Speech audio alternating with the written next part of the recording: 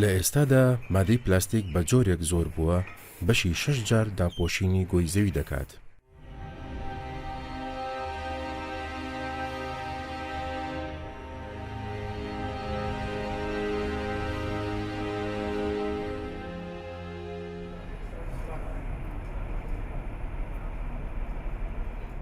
ئەمڕۆ هەساری زەوی بارگرانێکی گەورەی لەسەر دروست بووە بەهۆی مادە پلاستیکیەکان.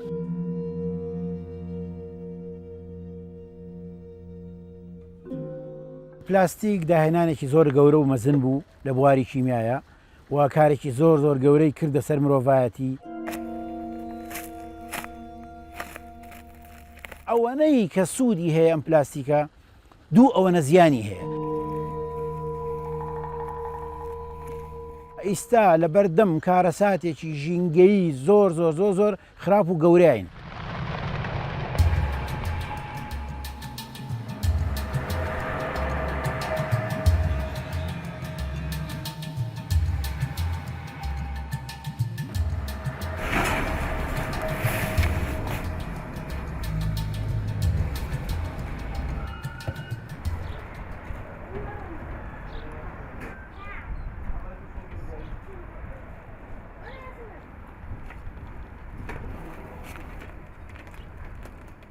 کەم نین ئەوانی ژیان و گوزەرانیان لەسەر پاشماوەی مادە بێکەڵک و بەکارهاتووەکانە، لەوانە مادەی پلاستیک.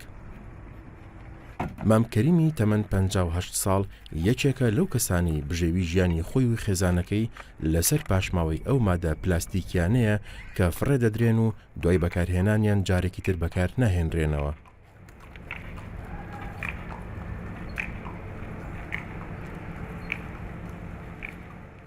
بە شێوەیەکی گشتی لە سەدا 4 تا لە سەدا 8 پێکهاتە نەوتیەکان تەرخان دەکرێت بۆ دروستکردنی مادە پلاستیکیەکان.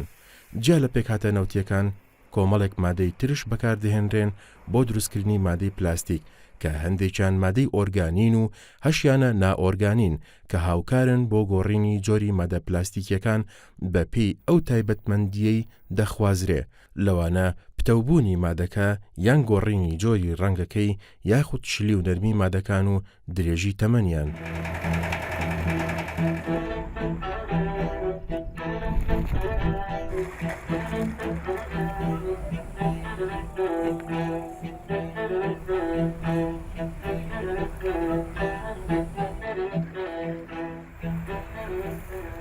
ڕێکخراوی SPI پۆڵێنکردنێکی زانستیان کرد بۆ مادە پلاستیکیەکان تاوەکو کەسی بەکاربەر لە شێوازی بەکارهێنان و زیانەکانی بزانێت بۆ ئەم مەبەستە لە ژمارە 1 تا ژمارە 7دا بە مادە پلاستیکیەکان. بەپێی ئەم پۆڵێنکردنە دەرکەوت مادە زیادکراوەکانی ناو پلاستیک وەک فسالات مادەکە نەرم دەکات و لە ڕووی پیشەسازیەوە سوودی لێبینراوە، بەڵام لە ڕووی تەندروستیەوە زیانێکی زۆری هەیە و دەبێت خۆمانی لێ بپارێزین.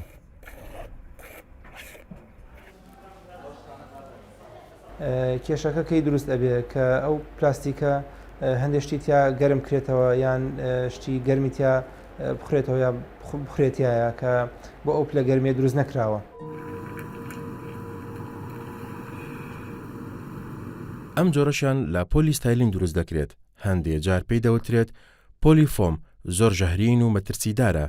لە زۆر وڵاتی جیهان لە ساڵی 1970ەوە بەکارهێنانی قەدەغە کراوە، بەڵام تا ئێستاش لە کوردستاندا بە شێوەیەکی بەربڵاو بەکاردەهێنرێت. کاتێک کە ئاوەکە گەرمە بێت یا ئاوەکە ترشێتی زیاد بێت پH کەمە بێت یا ئەو شلەمەنەی کە تیای هەڵەژیرێ pH کەمە بێت بۆ نمونە گوشراوی میوەکان بۆ نمونە ڕۆن بۆ نمونە ئاو ئەمانە هەمویان کارەکەنە سەر ئەو پلاستیکە و ئەو پلاستیکە زۆر بە شێوەیەشی ئاسان ئەو مادانە ئاوێشێتە دەرەوە و ئەچێتەوە ناو ئاوەکە.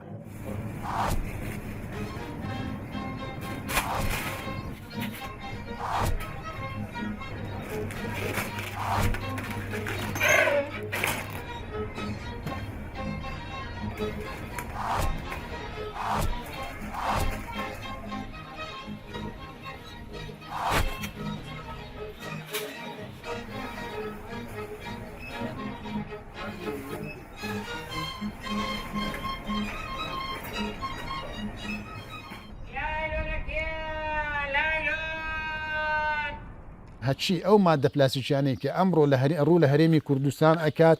یعنی ئەو کۆدە و ئەو سێگۆشەی لەسەر نییە هەتا بەکاربەری مادەی پلاسیکی بە ئاگیا بێت بزانە چ جۆرە مادەیەکی پلاسیکی بەکارێنێ. ئەمڕۆ کۆمەڵێک مادەی پلاسیکی هەیە لێ جۆری یەکەم کە تێترافسالەیتەکەی تایە جۆری سێهەم کە ئەم PVCە ئەمانە بەڕاستی پێکهاتەکانیان لە ڕووی کیمیاویەوە کاریگەرێتی خۆیان لەسەر جستەی مرۆڤ ئەبین.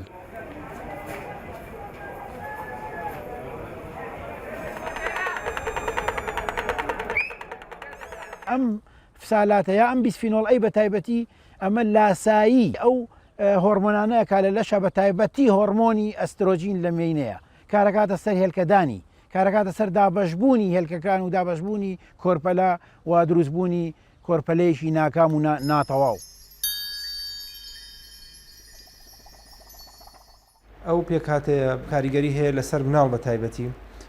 واتە مناڵی تا 1 ساڵ هەروەها ئافرەتی دووجان ئەبێ خۆی پارێزیە لە بەکارهێنانی کەلوپەلی پلاستیکی کە شیاو نییە بۆ هەڵگرتنی خواردنیان تەحملی پلەیەکی گەرمان ناکات لەوانەیە ئەو BPA ئەو پێکاتەیە کە باسمان کرد بچێتە ناو خواردنەکەەوە و لە ڕێوی ڕاشەکەەوە بچێت بۆ مناڵەکە کە لە سکایەتی وەکو ژەهر وایە بۆ ئەو مناڵە کاریگەری هەیە لەسەر گەشەکردنی مناڵەکە واتە هۆرمۆناتی هەروەها هەڵسوکەوتی ئەو مناڵە لەوانەیە جیاواز بێ لەگەڵ مناڵی کەیە. مامکەریم لەدایکبووی شارۆچکەی سەی سادقە و بۆ 25 ساڵ ئەچێت لە سلێمانی نیشتەجێیە لە هەشتاکانی سەدەی ڕابردوودا بەهۆی مینەوە قاچی چەپی لەدەستداوە.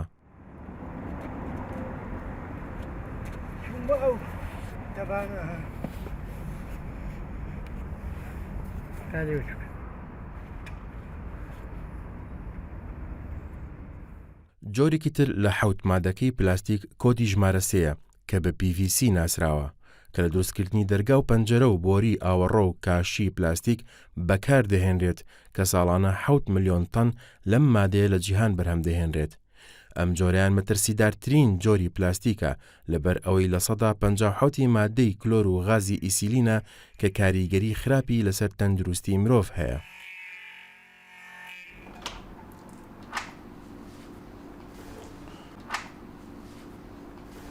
خاچی ماڵەکەمان کە ڕووپۆش کراوە بە مادەی لامینات کورسی ماڵەکەمان مادەیەکی پلاستیکیە پلاشی کارەبای ماڵەکانمان مادەی پلاستیکە ئەم ئینجانێش خۆی لە خۆیە هەر مادەی پلاستیکە پەردەی ماڵەکانمان ئەمیش بەشێکی ئەساسی بریتە لە مادەی پلاستیک ئەم پانکەی ماڵەکەمان هەموو ئازای بەدەنی لە مادەی پلاستیک دروست کراوە ئەمیش بەشێکی زۆری هەر مادەی پلاستیکە ئەمیش هەر مەوادی پۆلیمەری تایە هەر مادەی پلاستیکی تێکەڵ بووە ئەمیش مادەی پلاستیکە ئەمەش مادەی نایلۆنە مادەی پۆلی ئەمایت یعنی پۆلی ئەمایت کە جۆرێکە لە مادە پلاستیکیەکان پلێتی مێزەکە پرنتەرەکە سەرتاپا هەمووی مادەی پلاستیکە ماوسەکەی بەرجی لاپتۆپەکە ئەم بەشەی مێزەکە کورسێکە لەسەری دانیشتم دەبینید دەستکەکانی یعنی پشتەکەی بنەوەی هەمووی مادەی پلاستیکە لە حەبوو دەرمانمان لە مادەی پلاستیکیە ڕۆنی ماڵەکەمان لە مادەی پلاستیکیایە قوتوی ئاوەکە دۆلکەی ئاوەکە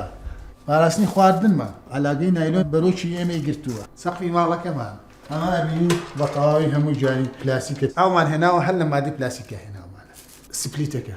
ئەمە مادەی PVCە ئەمە لە هەرە پلاستیکە جۆرە خراپەکانە ئەمیش هەر جۆرێکە لە مادەی پلاستیک ئەمیش هەر مادەی پلاستیکە. چاوی عینەکەکانیشمان ینی بە تەنیشتەکانیەوە مەسەر گوێچکەکانیشی ئەمەی مادەی پلاستیکێ.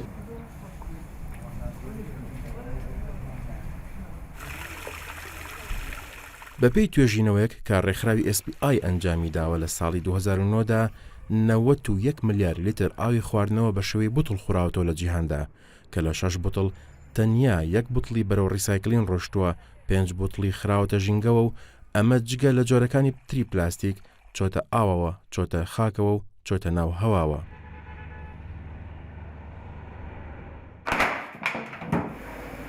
سێ هەزار دانە ئەلەم قەپاغانە کە ئەڕوات و خەسار ئەبێ ئێمە ڕۆژانە ئەوە 3000 دانە هەموو ڕۆژێ فڕێ ئەدەی کە فڕێرێت و ئەبێتە زباڵە هیچ جێگایەک ناگرێت لێرێ.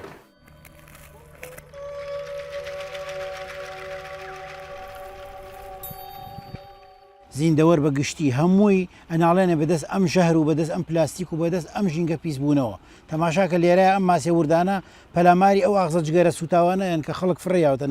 ناو ئاوەکەوە. ئەم پلاستیک و ئەم بتڵانە یەک نایلۆنی علاگە لێ فرێراوە 400 ساڵی پێ ئەچێت کە تا ئەم پلاستیکە شی ئەبێتەوە ئۆڕژێتەوە ژینگە. ئەم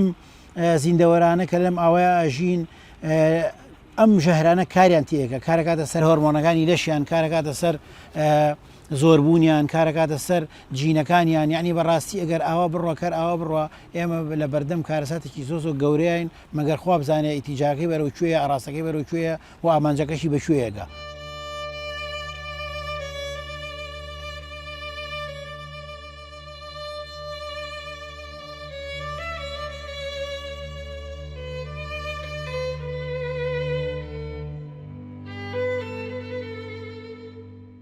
تا ئێستا لە هەرێمی کوردستان لەو ناوچانەی دوور لە شارەکانن پەنا ئەبرێتە بەر سوتاندنی خۆڵ و خاشاک بە هەموو جۆرەکانیەوە کە مادەی پلاستیک مەترسیدارترینیانە لەبەر ئەوەی لە کاتی سوتاندا پێک هاتەکەی دەچێتە هەوا و کاریگەری ڕاستە و خۆی لەسەر تەندروستی مرۆڤ هەیە.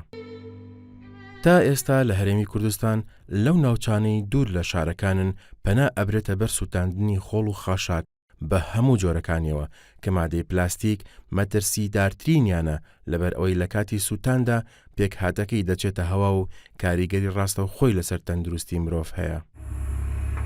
لە کاتێکیشە ئەم مادانە زیاتر مەترسیدار ئەبن کاتێک کە سووتێنرا کۆمەڵێ پێکاتەی گازی دروستەکە وەکو گازی دایۆکسین وەکو گازی فیوران یعنی نزیکەی ئەم گازی دایۆکسینە نزیکەی 5 جۆر گازی تر لە خۆ ئەگرێ کە پۆلێن ئەکرێ بۆ 8 جۆر گاز بە پێی ژمارەی گردی کلۆرەکەی کێتایەتی. ئەم گازانە بە ینی ئاستی ڕێگە پێدراوی بە پیکۆگرامە. تۆ ئەگەر بێت 1 گرام لەو مادەیە یا لە جستت بکەی بە تریلیۆنێ بەش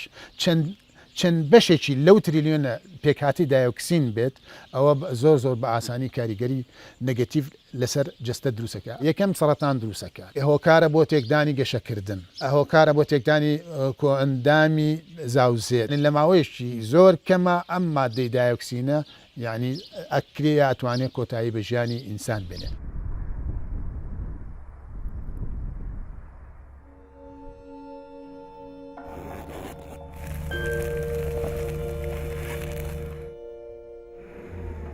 بەپێی ئاماری ساڵی 2009 لە سلێمانی ڕۆژانە نزیکەی 1000 تەن پاشەڕۆ فڕێدەدرێ ئەگەر تەنیا لە سەدا 20 ئەو پاشەڕۆیە مادەی پلاستیک بێت واتە ڕۆژانە 200 تەن مادەی پلاستیک تەنها لە شاری سلێمانی فڕێدەدرێت. ئەم ژمارەیە لە ساڵێکدا دەبێت بە 600,000 تەن ساڵ لە دوای ساڵ زیاتر و زیاتر ئەبێت زۆرتر لەسەر یەک کەڵەکە ئەبێت. مادە پلاستیکەکان تێکەڵ بە ئاو خاک دەبنەوە و ئەو ئاو خاکەش بەکاردێتەوە بۆ کشتتوکاڵ و خۆراک و دیسان تێکەڵ بە جستەی مرۆڤ دەبێتەوە.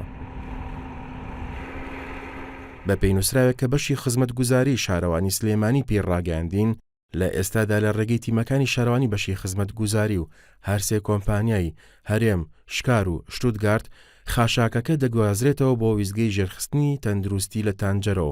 چاڵی یاسایی بە پێوانەی 100 متر دووجا بە قوڵی 10 متر ئامادە دەکرێت و ڕۆژانە 1000 بۆ 1200 تەن خاشاک لە سنووری شارانی سلێمانی و دەگوێزرێتەوە و دەکرێتە چاڵەکەەوە و ڕۆژانە گڵی خاوێن دەکرێت بەسەریدا.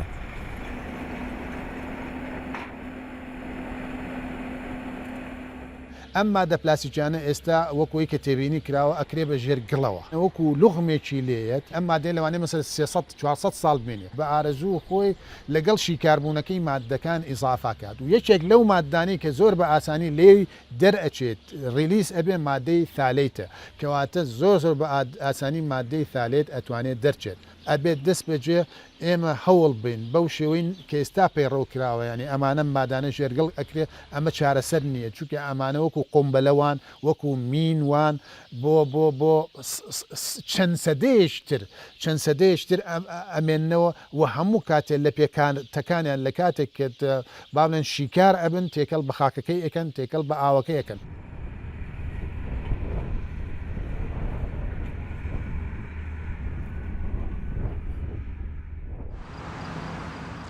بۆ چارەسەرکردنی کێشەی ڕیسایکلین بە پێی هەمان نووسراو کە بەشی خزمەتگوزاری ئامادەی کرد بۆمان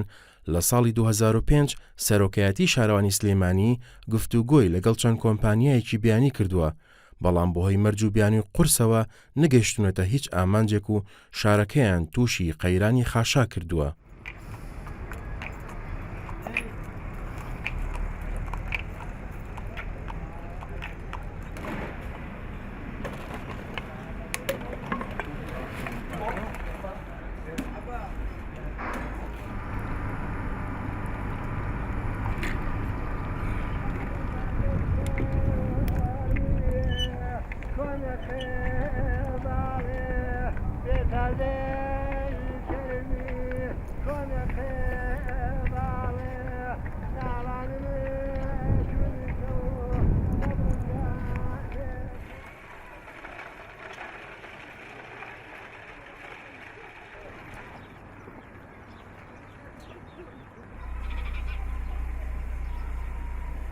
لەپاڵ ئەو هەموو زوڵم و ناحەقی بەرامبەر سروش دەکرێت کەسانەکان خەمخۆری ژیان و دۆستی ژینگەن. سەباح محەممەد ئەحمەد ساڵی 1975 لە گوندی کەنەکەوەی نزیک شاری سلێمانی لەدایک بووە و هەر لە منداڵیەوە خۆلیای بواری میکانیک بووە. سەباحی بەهرەمەند بە مەبەستی خاوێنڕاگرتنی گوندەکەیان و جوانکردنی سروشتی ناوچەکەیان ساڵی 2003 ئۆتۆمبیلێکی خۆڵ و خاشە کۆکردنەوەی دروست کرد و بۆ ماوەی 3 ساڵ توانرا بەکار بێت. بۆ ئەو مەبەستە ئەم ئۆتۆمبیلە تەنها پێویستی بە شۆفێرێک بوو بۆ کۆکردنەوەی زبڵ و خاشاک.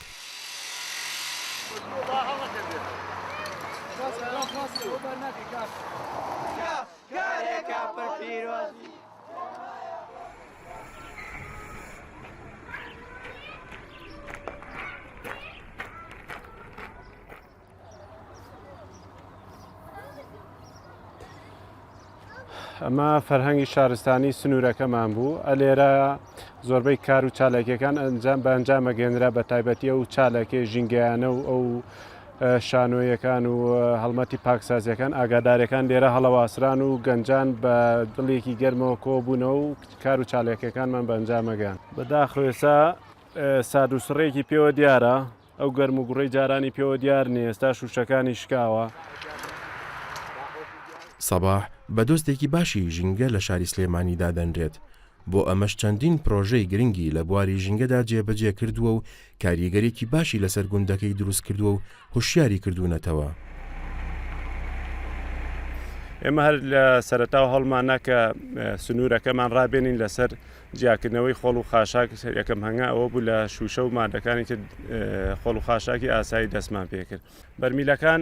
هەمووی ژمارەیان لێ درابوو بەم ژمارانە کۆمەڵێک کارمان پێکرد بۆ نمونە ئەگەر بەرمیلی ماڵێک پڕ بوو بێت ژمارەی شۆفێرەکە لای هەموو ماڵەکان هەبووی توانی تەلەفۆن بۆ شۆفێرەکە بکات و بێتەوە بەرمیلێ بۆ بەتاڵ بکاتەوە. ساڵ یادی ژینگەی کەنەکەوەمان هەبوو ساڵانە هەڵەساین بە پاکردنەوەی سنوورەکەمان. هەموو خەڵکی کەنەکەەوە بە کوڕ و کچ و پیا و ژن و کۆبووینەوە کۆڵان و سنوورەکانی خۆمان پاکردەوە و دوای پاکردنەوەی هەمومان بەیەکۆکو سەیرانێک سەیرانمانە کرد و نانێکمان بە کۆمەڵە خوارد و دوایەوە کۆتاییمان بە ساڵیادی ژینگەکە هێنا. ئەو فترە زەمەنی بوو مای 3 ساڵە کە ئێمە کارمان کرد کۆمەڵێ گۆڕانکاری دەرکەوت یەکێ لەوانە هۆشیاری ژینگەیەکە بە شێوەیەکی بەرچاو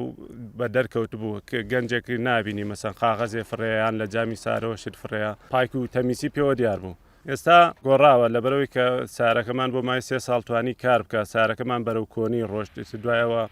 کەسیش نەبوو دەستگیرۆی ئەم پرۆژە بکات و دەستی بگرێ و درێژە بە پرۆسەکەی بات بەهۆی کۆنبوونی سیارەکە پرۆژەکە ئێمە تەسلیمی شارەوانیمان کردەوە ئێستا هەستەکەی جیاوازیەکی هەیە لە چاو پێشووتر چونکە پێشووتر ڕۆژانە ئۆتۆمبیلەکە گەڕا و خۆڵ و خاشاک نابینا لە کۆڵانەکە.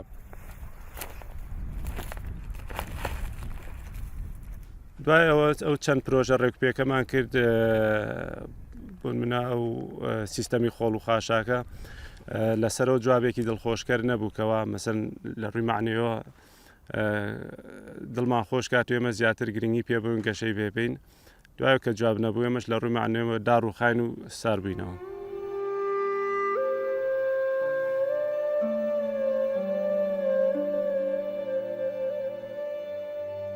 ئەمەی کە ئێسای بینن هەمووی دەستی خۆمانی تایە ئێمە بێ هەوڵ بین ئاوە سوکاتی بە سنوورەکەی خۆمان نەکەین.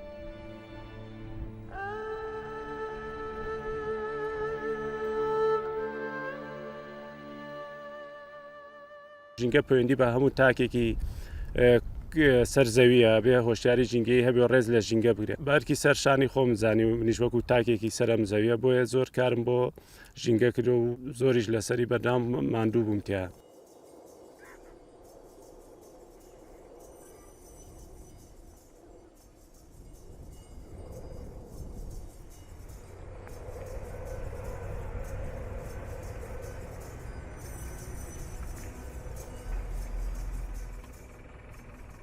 دوای ماندووبوونێکی زۆر دوهەمین وێزگەی مام کەریم کارگەی نایلۆنی بنارە کە تاکە کارگەیە لە شاری سلێمانیدا ئەو مادە پلاستیکیانە ڕیسایکڵ دەکاتەوە.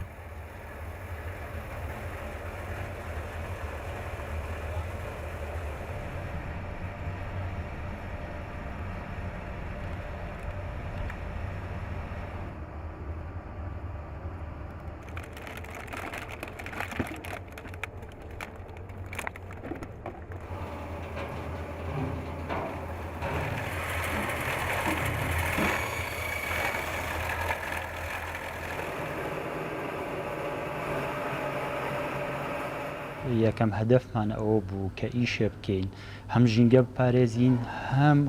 خۆشمان و هەم خەڵکی سوودی لێبینێ سا ئێمە کە ئەم هەموو دەبەی ڕۆن و ئەم هەموو دەبەی تاش و شامپۆ و ئیتر ئەنواع مادەی تەشت و سەتڵ و بڵین مادەی بادی پێڵێن هەم پۆلی ئەثیلین ئەم نایلۆن بە عام هەر هەموو یەکرێتەوە ئەم هەموو کە فڕێ ئەیرێ ئەسووتێنرێ